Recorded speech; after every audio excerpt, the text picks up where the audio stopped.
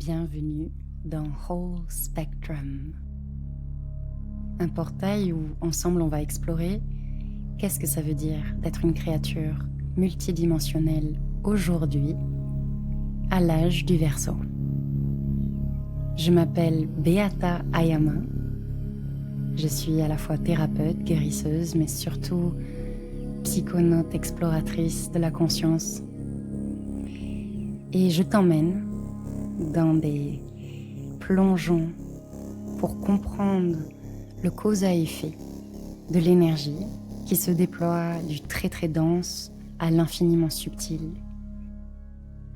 J'ai hâte de continuer la discussion ensemble en commentaire. Merci pour tous vos partages, votre accueil, votre enthousiasme. Et on va commencer par plonger. On prend une grande inspiration et on est parti. Bienvenue à tous. J'ai pris des petites vacances, ça fait 2 semaines que j'ai pas enregistré de podcast.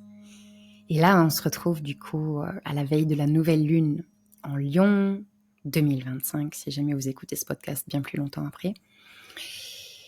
Et en ce moment, dans le collectif, ça mijote particulièrement fort les sujets de la charge transgénérationnelle karmique et des empreintes multidimensionnelles que l'on est, nous, en tant qu'individus, en train de purifier à travers les différentes expériences de nos vies.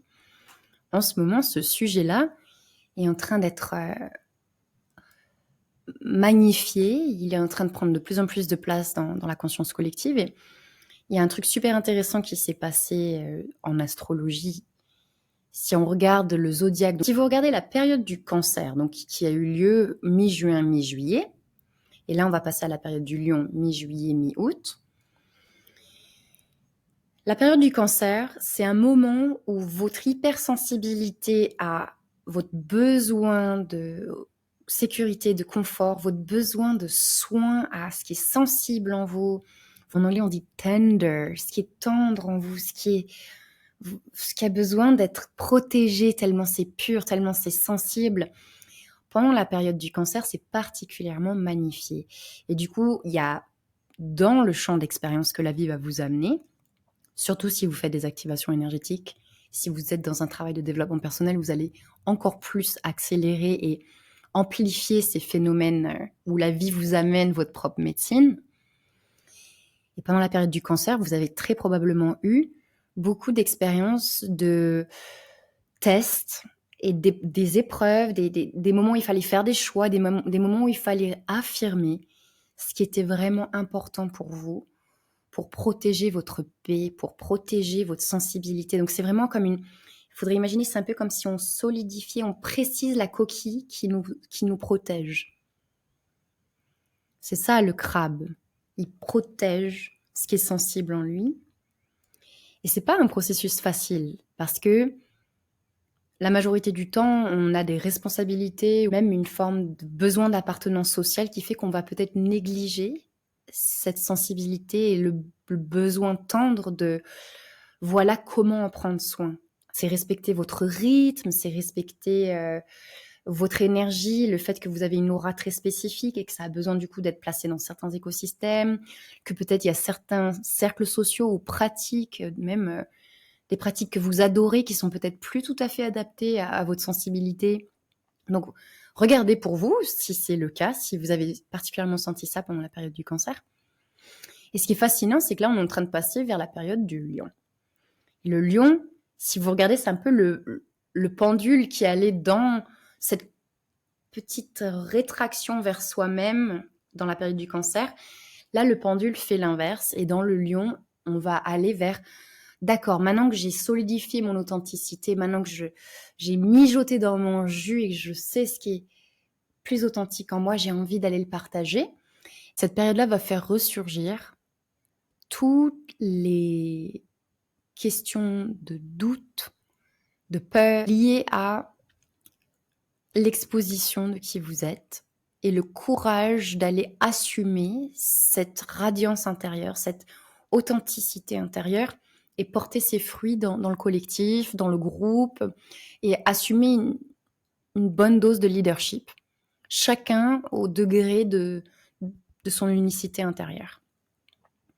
Donc en ce moment, il y a énormément de sujets hyper sensibles qui sont en train d'être révélés pour vous, en lien avec cette dualité entre prendre soin de moi et le désir brûlant d'aller partager, d'aller participer, mais quand même respecter l'authenticité et quand même aller partager. Et ouah, là-dedans, vous devez certainement le sentir en même temps que je le raconte là, il y a tellement de sujets liés aux peurs personnelles de cette vie, mais aussi peurs transgénérationnelles liées à qu'est-ce que ça représente, cette polarité entre vraiment se respecter, vraiment s'honorer et tout de même aller partager.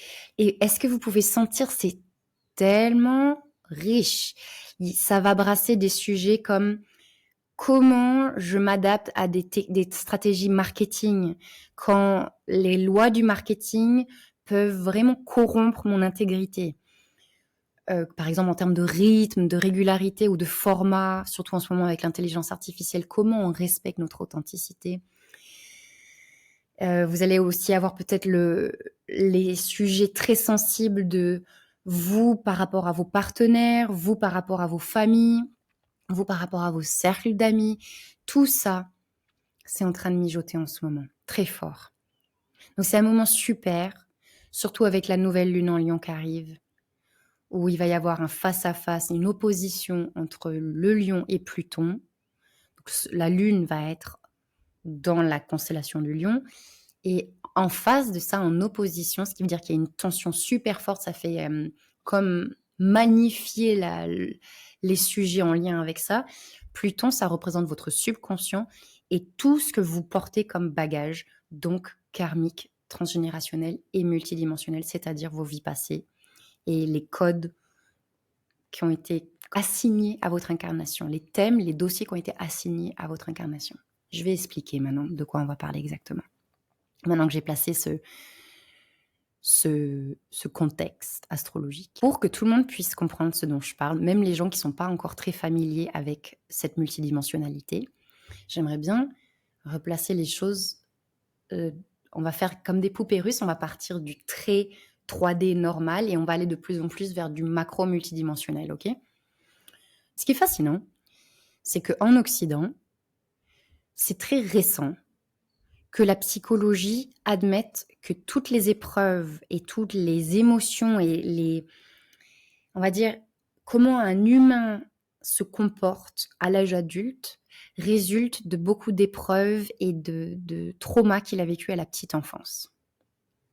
En général, entre 0 et 7 ans, ça conditionne et c'est comme si ça créait les paramètres d'ultra-sensibilité et d'ultra-vulnérabilité. Des fois, on peut même avoir des pans de nous-mêmes qui sont carrément bloqués, inaccessibles parce qu'on a vécu quelque chose à la petite enfance, ou des réactions qui vont être hyper amplifiées, des besoins qui vont être amplifiés parce qu'on a vécu des choses à la petite enfance. Donc, est-ce que vous vous imaginez que pour un occidental, lambda aujourd'hui, déjà considérer que, par exemple, sa colère, sa jalousie, sa peur viscérale de parler en public ou des trucs comme ça, c'est pas juste qu'il n'est pas doué ou qu'il lui manque une aptitude, c'est qu'il a une réaction à quelque chose dans cette vie-ci. Ça, déjà, c'est de l'innovation psychologique en ce moment en Europe. Donc, il faut beaucoup d'amour et de compassion. Parce que même si toi qui écoutes ce podcast, c'est bon, toi, tu as déjà compris, tu as déjà fait le travail sur tes blessures, tu as déjà fait des constellations familiales pour gérer tes traumas transgénérationnels avec tes parents, tu connais tes dossiers, ok. Mais il faut avoir une compassion sidérale parce que pour la majorité du collectif et même les structures dans lesquelles on évolue, considérer ça, c'est déjà une révolution. Donc ça veut dire que notre amour-propre et notre capacité d'avoir de la compassion pour... On n'est pas juste dysfonctionnel. Est-ce que vous réalisez que ça veut dire ça ? Ça veut dire qu'avant qu'on comprenne ça, on croyait qu'on était super dysfonctionnel et on se faisait un peu la guerre. OK, ça c'est la première poupée russe, le plus 3D. Maintenant, moi je vous amène une nouvelle poupée russe et dans le collectif en ce moment, il y a beaucoup de personnes qui parlent de cette nouvelle poupée russe qui est le sujet transgénérationnel. Si vous aimez ce sujet, vous pouvez lire les livres comme Ça n'a pas commencé avec toi ou il y en a un autre, je les mettrai en commentaire éventuellement. Je crois que l'autre, c'est Mes ancêtres vivent à travers moi ou quelque chose comme ça, qui sont 2 ouvrages très popularisés en ce moment en France, qui parlent des constellations familiales. Donc, en ce moment, depuis, on va dire, 15-20 ans, il y a une nouvelle lecture de on va appeler ça nos dysfonctionnements, avec une compréhension que ça n'a pas commencé avec nous, ce n'est pas que ce qui s'est passé entre nos 0 et 7 ans.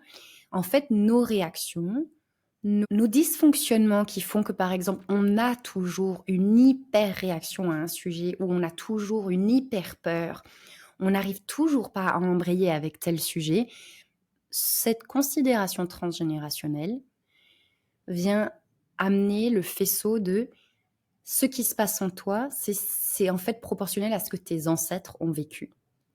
Et il ne s'agit pas que de tes parents biologiques, il s'agit aussi de tes lignées. Et ça peut aller très très loin, ces lignées-là. Donc peut-être qu'on peut prendre des exemples concrets pour commencer à rendre le sujet un peu plus palpable. On va utiliser ce que je vous ai dit sur la première poupée russe qui parle du fait qu'on considère que nos réactions sont liées à ce qu'on a vécu dans cette vie-ci.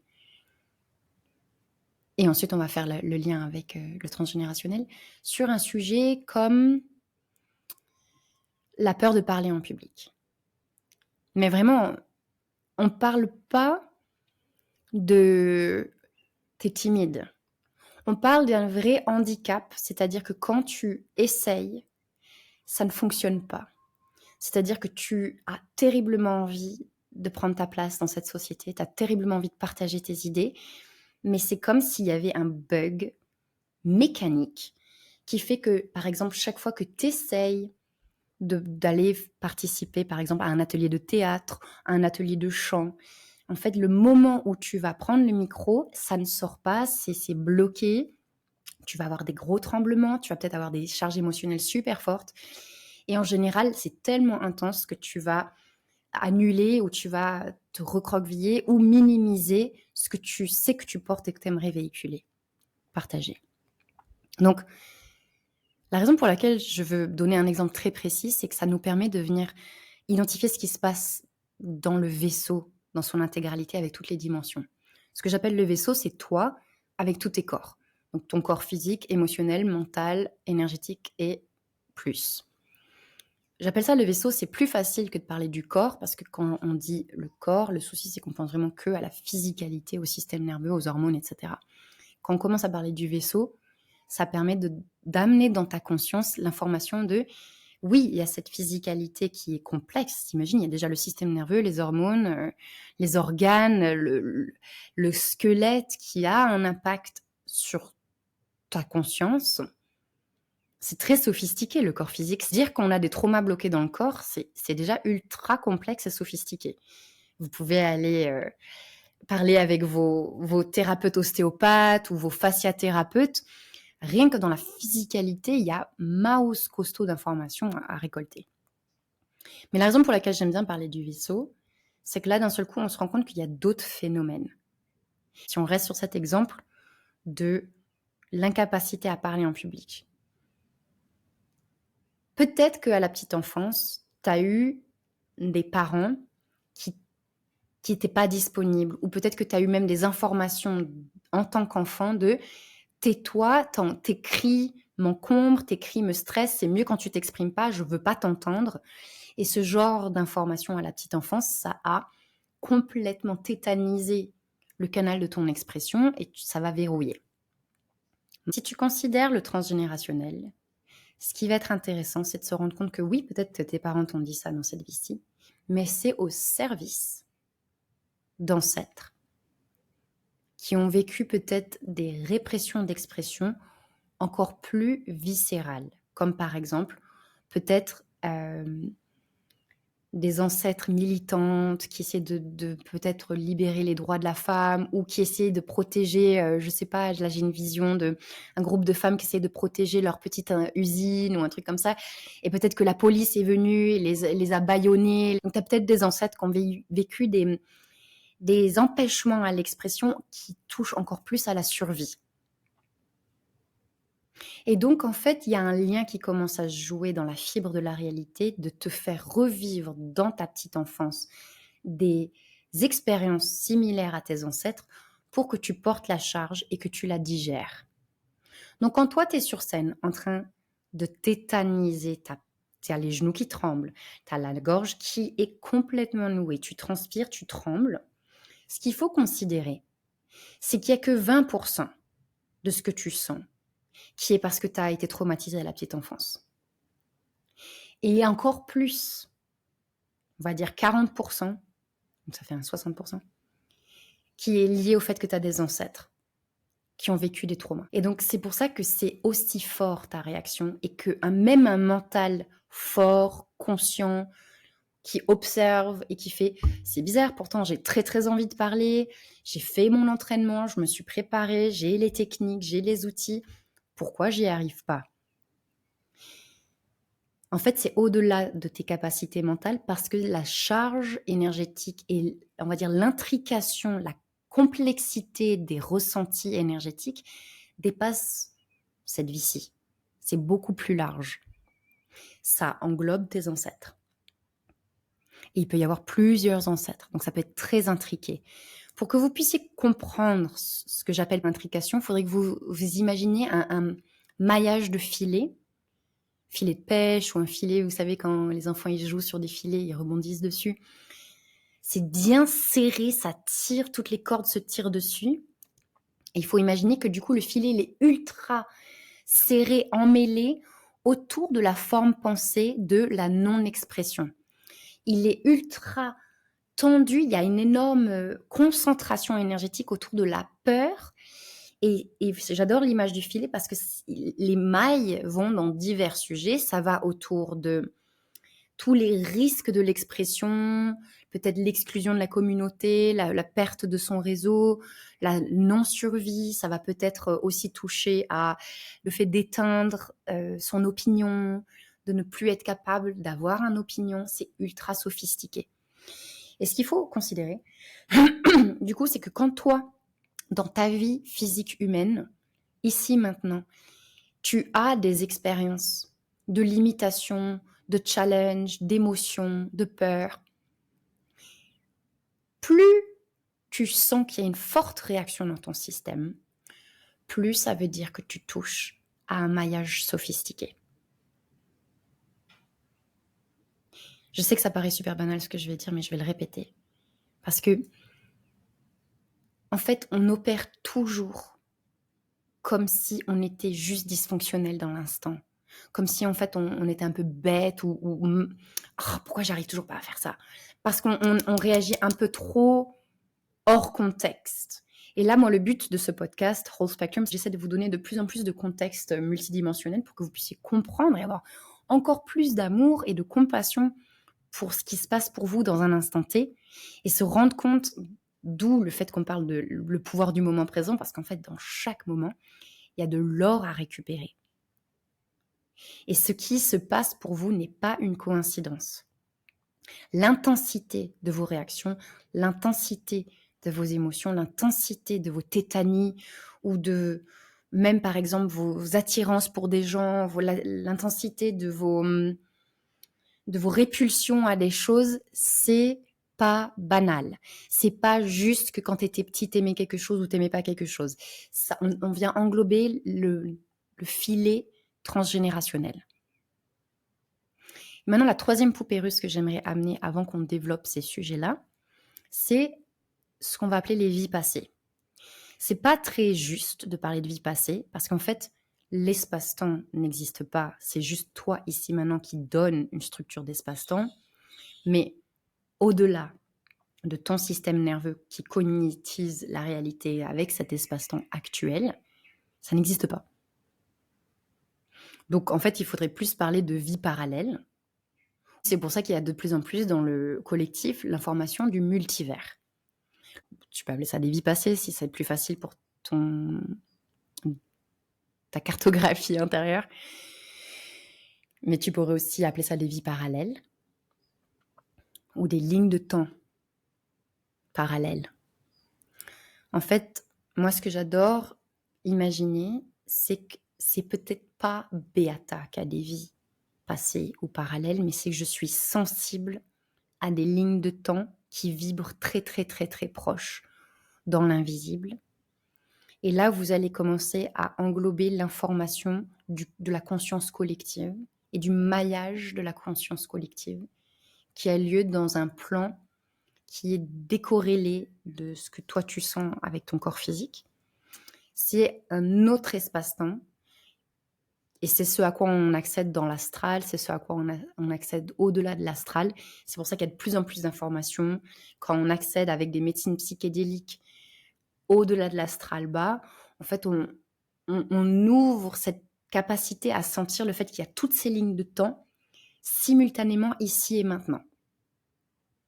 Si vous voulez jouer à nourrir votre imaginaire avec ce sujet-là, vous pouvez regarder le film Everything Everywhere All at Once. C'est un de mes films préférés. Et je ne crois pas qu'il y ait un changement de titre en français, mais c'est Tout partout en même temps, qui parle de ce multivers avec beaucoup d'humour. La physique quantique nous aide à considérer qu'il y a effectivement beaucoup de lignes de temps différentes superposées à un même instant T. Toi, avec ton système nerveux, tu perçois ce temps-ci. Mais quand tu vas commencer à ouvrir tes antennes subtiles, quand tu vas commencer à ouvrir tes extrasens, tu vas pouvoir percevoir de plus en plus de lignes de temps différentes. Et moi, là, c'est très personnel ce que je vais vous partager. De moins en moins, je parle de mes vies passées. Parce que je ne considère pas que c'est personnel. Je le considère plus comme une galaxie, c'est-à-dire, vous voyez comme la galaxie, elle crée une spirale énergétique.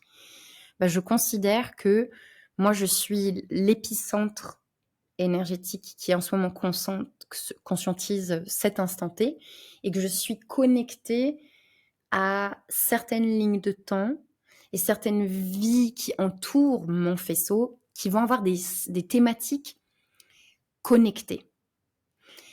Le maillage, il s'arrête pas qu'à tes ancêtres et à ta ligne de temps de cette vie-ci physique. Tu pourrais imaginer comme une croix que il y a la ligne horizontale qui est la lignée terrestre, mais il y a aussi la lignée verticale qui est ta lignée céleste, cosmique. Donc ça pourrait être les vies passées, les vies parallèles, et ça sera les bagages que tu as. Pardon pour les gens qui écoutent sans regarder la vidéo, je suis en train de faire une croix avec mes bras.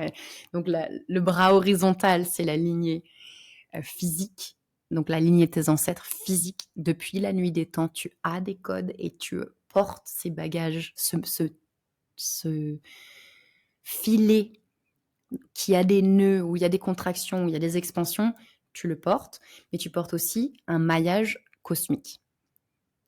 Et toi, tu es le point des deux. Et en fait, l'intrication des deux branches joue un rôle super important et pas toujours celui qu'on croit. Et déjà, tu peux te dire que si tu es vivant maintenant et qu'en ce moment, tu as envie d'être une bonne personne, il y a de très très fortes chances que dans les vies parallèles, tu sois connecté à des vies où tu as été le bourreau, où tu as été le persécuteur, où tu as vécu l'inverse de ce que tu es en train de vivre en ce moment, par loi de polarité. C'est une loi de polarité, c'est-à-dire, si tu veux le bien, c'est probablement parce que tu connais le mal. Si tu veux l'amour, c'est probablement parce que tu as déjà fait l'expérience de l'inverse de l'amour, et ainsi de suite. Donc, la troisième poupée russe dont je voudrais vous parler, c'est ce qu'on appelle donc ces vies parallèles, cette influence cosmique qui n'est pas liée à tes ancêtres, c'est encore quelque chose d'autre, dans lequel tu as accès à énormément d'informations, de traumas, de dons, d'expériences viscérales, de charges énergétiques, autant dans le négatif que dans le positif. Et c'est là où ça devient un peu difficile d'en parler parce que vu qu'on n'est plus dans l'espace-temps physique, on a accès à une bibliothèque encore plus large d'informations et c'est de plus en plus riche. C'est très très sophistiqué de commencer à s'intéresser à ça.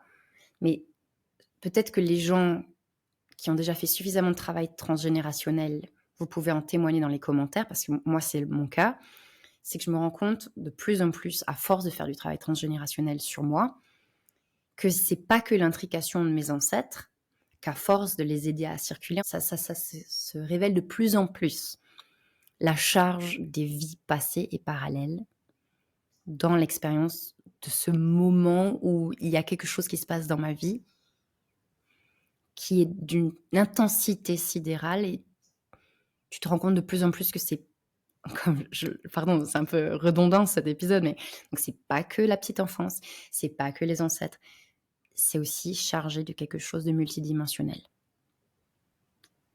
Donc qu'est-ce qu'on appelle le karma là-dedans? Ce qu'on appelle le karma, c'est les lignes d'influence énergétique, les empreintes, comme une fibre. Il faudrait que vous imaginiez une tapisserie.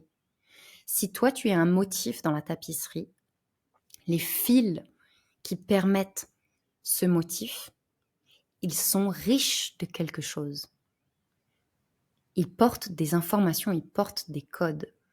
Est-ce que vous avez déjà vu, donc par exemple, même là, le vêtement que je porte, toi, tu vois un vêtement bleu uni, mais ce sont des centaines, des milliers de fils agglomérés pour faire ça. Ben ça, en fait, c'est exactement la métaphore de ce que tu es là maintenant dans la physicalité, dans cette vie physique.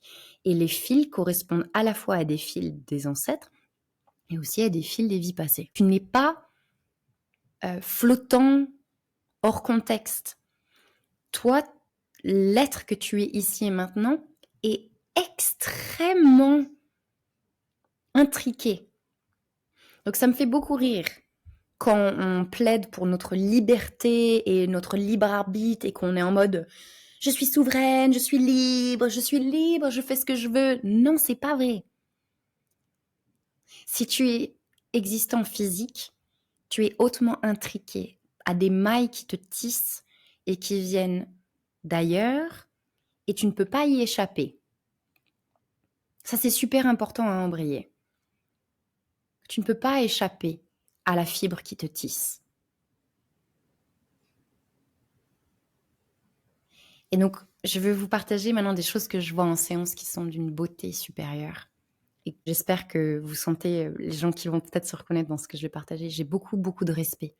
Même si je vais peut-être en parler avec des termes un peu, on peut en rire, j'ai infiniment de respect sur les étapes d'acceptation de cette intrication.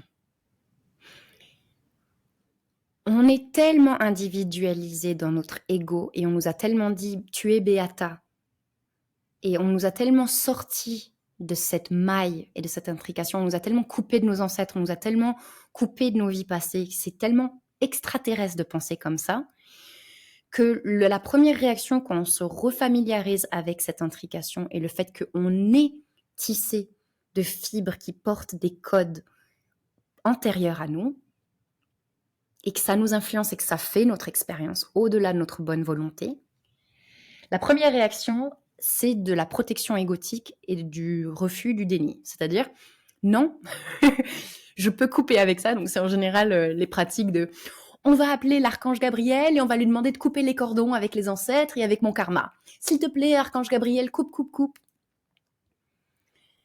Et en fait, si tu fais ça, si tu l'as déjà fait, tu vas peut-être rire en entendant ça. Ça ne sert à rien.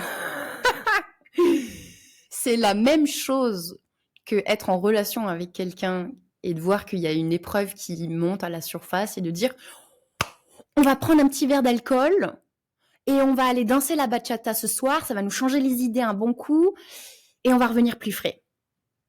En fait, c'est la même attitude, c'est-à-dire on fait quelque chose pour essayer de changer l'énergie, mais fondamentalement, on oublie qu'on est intriqué énergétiquement et qu'on ne peut pas couper les mailles. On ne peut pas couper les mailles, elles te constituent. C'est ce qui te constitue. Tu es fait de ça. Donc c'est en fait un énorme rejet de toi, un énorme rejet de ta vie, c'est un énorme rejet de ton écosystème, c'est un énorme rejet. Donc c'est anti-amour, c'est anti-harmonie, c'est anti-union, cette attitude. Dans la métaphore du couple, tu vas le voir très clairement. Un couple qui, par exemple, essaie de se distraire pour pas faire face aux difficultés de communication ou aux challenges de différence qui se révèlent dans l'interaction, si le couple fait que se distraire plutôt que de se poser et faire « bon, qu'est-ce qui se passe ?» Moi, j'ai besoin de prendre ma place. Toi, tu te sens menacé quand je prends ma place. Qu'est-ce que ça représente? C'est quoi nos peurs? Blablabla. Faire ce travail. Faire ce travail de vraiment prendre les cojones de ce qui est en présence et pas faire style que ça n'existe pas. Avoir le courage d'adresser nos bagages. Donc ça, c'est la première réaction.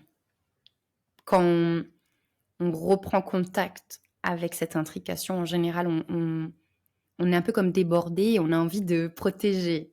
Moi, j'adore en séance individuelle, beaucoup de fois, quand par exemple quelqu'un se rend compte qu'il y a un ancêtre qui est là ou qui est superposé à l'individu, la première réaction de la personne, c'est de dire « je veux que tu partes, je veux que tu partes, je veux que tu partes ». Et en fait, dans les séances, petit à petit, ce que l'on fait, c'est reconnaître que si l'ancêtre est là, c'est parce qu'il y a un message, il y a de la récupération à faire. Il y a un apprentissage de comment on compose avec cette présence, en honorant son intégrité, en honorant ses besoins, mais on ne peut pas refouler ce qui est notre composition. Donc j'ai infiniment d'amour parce que c'est tellement normal qu'un être humain qui n'a pas été habitué à comprendre ce système, qui n'a pas l'habitude de composer avec ses intrications, ce maillage très sophistiqué, et qui a été tellement individualisé dans son ego et dans sa séparation, ce que nous sommes tous en Occident, c'est normal que lorsque l'on commence à sentir, en fait, on est lié pied et poing à tout ça, qu'il y ait une forme d'allergie, qu'il y ait une forme de besoin de protéger, sécuriser l'individu. Si tu te reconnais là-dedans, ce que tu peux considérer, c'est que tu peux avoir de l'amour pour ça, pour la peur que ça éveille en toi ou l'insécurité, la perte de contrôle que tu peux sentir en te remettant dans un écosystème qui t'influence et donc faire le deuil de cette aspiration d'infinie liberté et de comme si tu étais lié à rien et que tes actions, c'est toi qui les contrôles et que tu dois de compte à personne. Je sais, là, il y a un gros deuil à faire. Et si ça peut te donner de la force, la meilleure métaphore que j'aime donner pour donner de la force dans ce processus de ne pas avoir peur, c'est la métaphore d'une rivière. Quand on essaye d'être un individu séparé de son écosystème ancestral et de ses vies passées, on est un tout petit filet énergétique. C'est comme si la tapisserie, avec tous ces fils de toutes les couleurs qui font le motif dans la tapisserie que tu es là maintenant, c'est comme si tu refusais leur matière. C'est comme si tu refusais leurs composants. Ce qui veut dire que toi, en fait, si tu vas jusqu'au bout de la métaphore, ton motif dans la tapisserie, s'il n'y a pas de matière, il s'effrite, il est fragile, il va se déchirer. Alors que si les fibres t'acceptent, tu reconnais leur composition de coton, de lin, leur couleur, leur teinture, que tu l'acceptes, ta fibre, ton motif, il est dense, il est ferme, il ne se déchire pas, il ne s'étiole pas. Donc on revient à la métaphore de la rivière. Quand tu respectes ton appartenance intriquée à des ancêtres, ton appartenance intriquée, liée pieds et poings à tes vies passées et tes ancêtres, ça amène plus de flux. Tu récupères toutes les rivières de ton énergie et tu permets d'ouvrir les vannes, les écluses s'ouvrent et tu récupères ton jus. Ça, c'est un travail que je fais de plus en plus dans les séances individuelles, c'est d'aider les gens à reconnecter avec leur lignée, avec leur vie passée, pour récupérer le flux énergétique. C'est très, très difficile d'opérer avec beaucoup de force vitale quand on est un individu séparé de tout écosystème. C'est une illusion totale d'imaginer qu'on opère bien et qu'on a beaucoup de force si on est tout seul et qu'on n'appartient à rien. Et je sais que quand vous entendez ça, vous devez vous dire « Mais si, j'ai mes amis, j'ai mes proches ». Mais c'est pas de ça dont on parle. On parle d'énergie, de prana et de code de conscience. C'est normal que les individus en Occident, contrairement aux individus par exemple au Japon qui sont super connectés aux ancêtres, ou en Chine super connectés aux ancêtres, en Amérique latine super connectés aux ancêtres, c'est normal qu'il y ait plus de dépression, qu'il y ait plus de tendances suicidaires et des trucs comme ça, parce que être décorrélé de son flux énergétique, ça amène une inflammation chronique de ton vaisseau, de ton outil. Ta technologie, en fait, elle bug, quoi. C'est normal. Il manque un flux. Il y a comme une surchauffe des composants électroniques, il y a un problème dans la circulation, quoi. Si vous voulez, il y a une femme qui a fait un film qui s'appelle Les Rivières. Alors, j'ai oublié son nom de famille, mais c'est Mae quelque chose, qui a fait un film sur 3 lignées de femmes, je crois que c'est chinoise ou coréenne, peut-être coréenne, et le lien en fait, et la difficulté d'accepter ce que tu récupères de tes ancêtres, c'est pas facile. C'est vraiment pas facile. La deuxième chose qui se passe en séance, donc déjà il y a un déni, il y a un refus, puis après quand il y a une acceptation, il y a de la colère, il y a une forme de ras-le-bol, il y a une forme de « moi je veux plus porter ton truc ». La frustration, qui, si vous regardez, représente pas mal vos réactions propres quand vous faites de la récupération émotionnelle individuelle. Et donc moi, en séance individuelle, j'invite les gens à passer plus de temps à vraiment être avec et reconnaître ce qui est là avec amour et le considérer. Et arrêter d'être dans cette individualité égocentrique, égoïste, qui veut juste se sauvegarder. Et rentrer dans une compassion supérieure de ce qui cohabite avec toi. C'est important cette phrase. Il s'agit de créer un lien plus harmonique avec ce qui cohabite avec toi. On ne se séparera pas dans cette vie-ci de la tapisserie qui nous compose. Comment est-ce qu'on peut cohabiter le plus confortablement possible avec? En sincérité, c'est-à-dire il s'agit avoir l'attitude du pendule carrément opposé au déni et à la résistance, ça serait de faire genre « je vous aime tous, venez, on est génial ». C'est artificiel aussi parce que ça serait nier toutes les réactions que ça provoque en toi.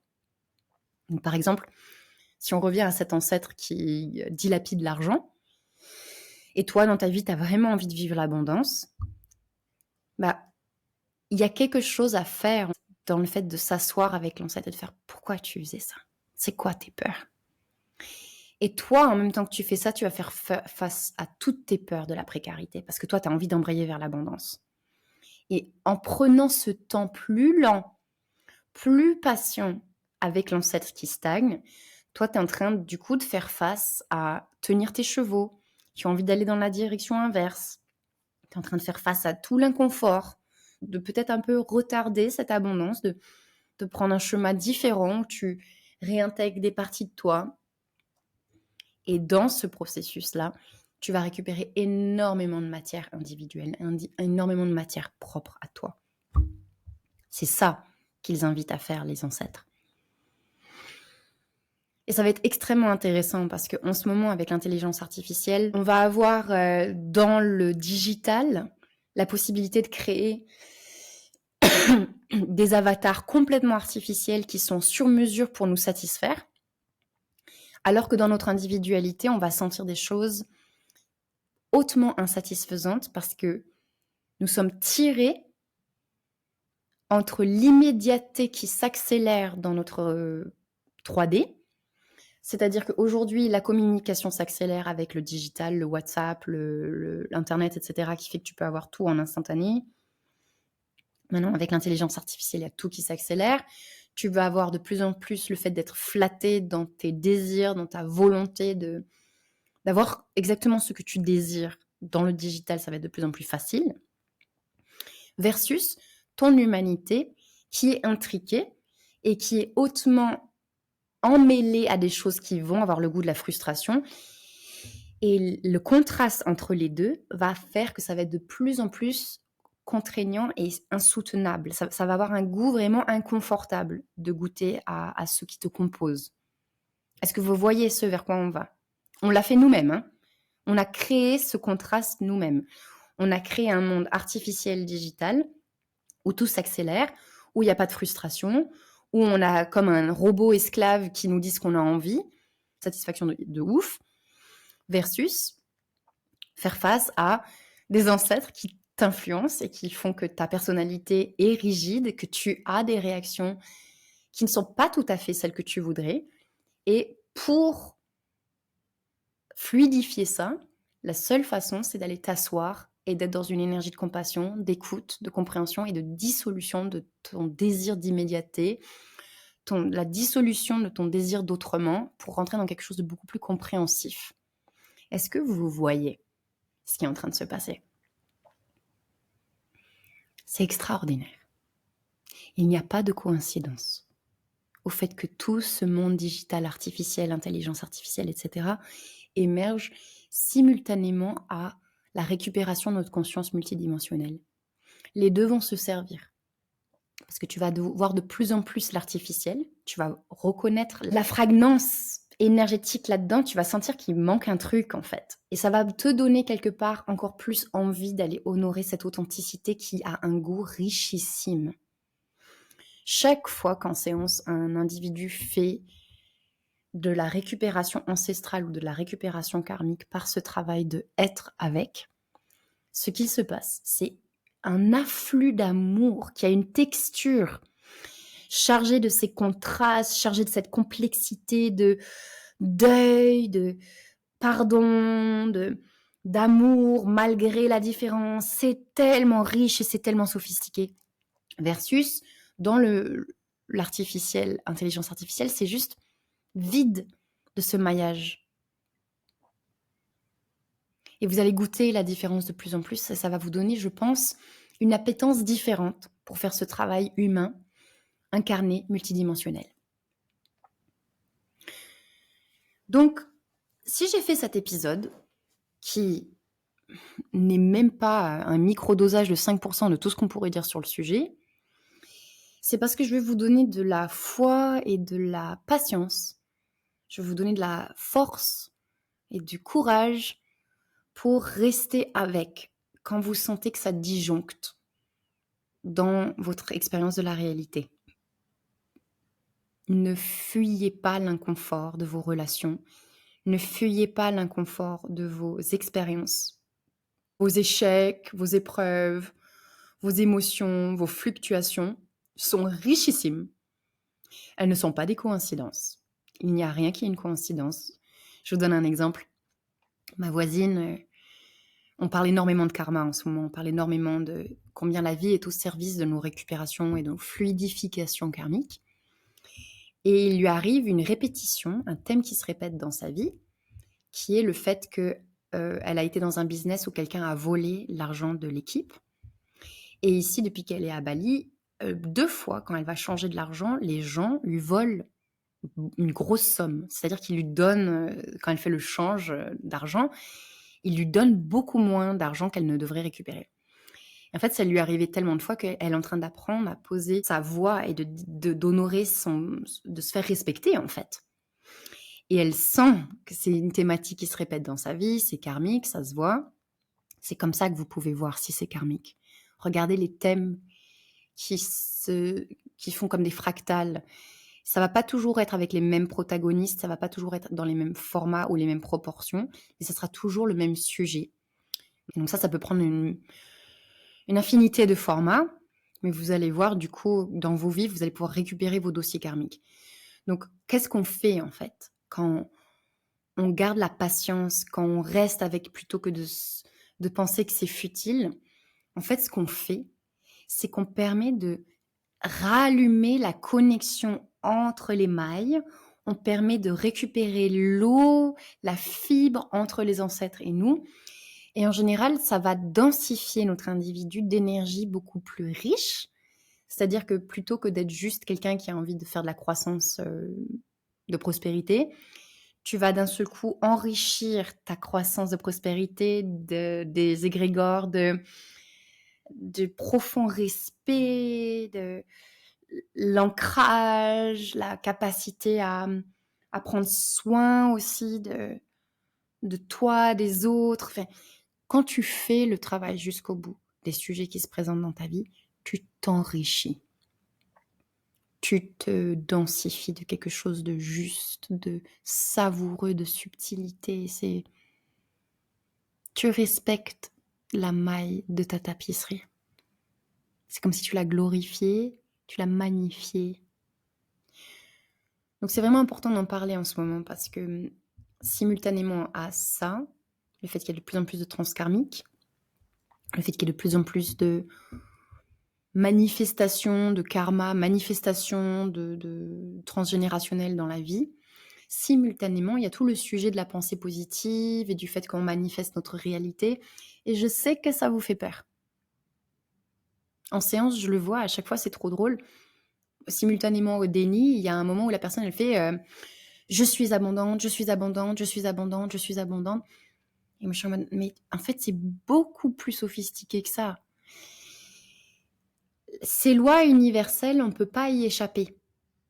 Ce qui te compose, cette intrication croix entre tes ancêtres et ton karma, tu ne peux pas y échapper, même avec la loi de la manifestation et de l'attraction. Donc il va falloir commencer à rentrer dans une maturité supérieure qui est comment on combine. Comment est-ce que tu peux combiner ton pouvoir de manifestation et ton pouvoir de la pensée créatrice avec l'honneur et l'hommage de ce qui te compose déjà, ce avec quoi tu es déjà arrivé, pour arrêter d'être en refus de ce que tu es. Parce que manifester en refusant qui tu es, demander plus quand tu refuses ce que tu es, croyez-moi, ça ne crée pas un bon schmilblick. Fondamentalement, le sujet, c'est est-ce que je suis en amour et est-ce que je suis dans la fibre d'amour. Et l'amour, c'est beaucoup plus sophistiqué que ce que l'on croit. C'est pas juste good vibe. L'amour, des fois, c'est la capacité à passer plus de temps avec l'inconfort pour arrêter d'être en refus et en déni de partie de soi. Ça, c'est un goût d'amour. Et donc, quand on fait sa manifestation, il va falloir toujours checker quelle fréquence d'amour je suis en train de faire là. Est-ce que je suis dans une fréquence d'amour un peu good vibes, pensée très optimiste, mais je suis en déni de pan de moi-même et je suis en refus de pan de moi-même. Et pensez à la graine que vous êtes en train de planter. S'il y a du refus, s'il y a du déni, vous êtes en train de planter ça. Tout crée. Votre déni crée. Votre rejet crée. Et donc, même si vous ne le récupérez pas immédiatement, c'est en train de créer la fibre de la tapisserie prochaine. Voilà ce que j'avais à vous dire aujourd'hui sur ces sujets-là. Je suis passionnée de ces sujets, donc il y aura très probablement beaucoup d'autres épisodes sur le sujet. En attendant, je serais très curieuse de savoir où est-ce que vous en êtes, vous, des différentes étapes, les 3 poupées russes. Donc, est-ce que vous en êtes à la récupération des sujets de cette vie-ci? Et dans ce cas-là, infiniment d'amour, parce que quand on commence ce processus-là, ça peut être vraiment très indigeste parce qu'on réhabitue le système nerveux à sentir. Et vous voyez que quand on passe d'une poupée russe à une autre, quand on passe de celle qui considère que notre vie à celle qui considère nos ancêtres, et ensuite qu'on passe à celle qui considère notre karma et nos vies passées, il y a de plus en plus de sentir. Et des fois, ça peut vraiment être hyper intense. On se sent souvent en perte de contrôle, on se sent souvent en incapacité et non-connaissance de comment gérer ces choses-là. Tout ce que je peux vous dire, c'est infiniment d'amour parce que chaque fois que vous le faites, vous musclez l'ampleur de votre cœur, vous musclez votre capacité à être ensemble et ça, fondamentalement, ça tisse la réunification de tous les humains entre eux dans l'écosystème monde et dans l'écosystème univers. La médecine est lente, la médecine est en train d'avoir lieu. Je vous souhaite infiniment de patience, infiniment de courage. Peu importe l'étape où vous êtes, allez-y avec beaucoup de tendresse, de respect de ce que la vie vous présente. Voir les thématiques qui se manifestent, rester avec, muscler le pouvoir de sentir et de se reconnecter aux fibres qui nous irriguent et qui font ce que l'on est ici maintenant avec encore plus de confiance. C'est mon souhait pour vous. Alors si ce sujet vous intéresse, fin août jusqu'à mi-septembre, je vais guider colère alchimique, mais en version transversale, c'est-à-dire que depuis plusieurs années, j'accompagne les humains à écouter leur colère et à faire cette récupération transgénérationnelle et cette alchimie par le biais de la colère. Mais cette année, pendant 3 semaines, je vais accompagner les humains à le faire avec des émotions beaucoup plus larges. Ça peut être la dépression, la jalousie, la colère, la peur, le stress. Et donc on va faire 3 semaines d'alchimie. Donc si vous sentez le besoin de faire ça, c'est là. Sinon, je suis aussi disponible pour faire des séances individuelles. Et si remarque, dans l'épisode, j'ai donné plusieurs références de livres et de films. Va voir si tu as envie d'aller baigner dans ces codes plus longuement. Merci infiniment, à la fois pour ton écoute et aussi pour ce que tu fais en tant qu'individu en ce moment sur cette planète. C'est phénoménal. Je t'envoie beaucoup d'amour. Merci et à bientôt.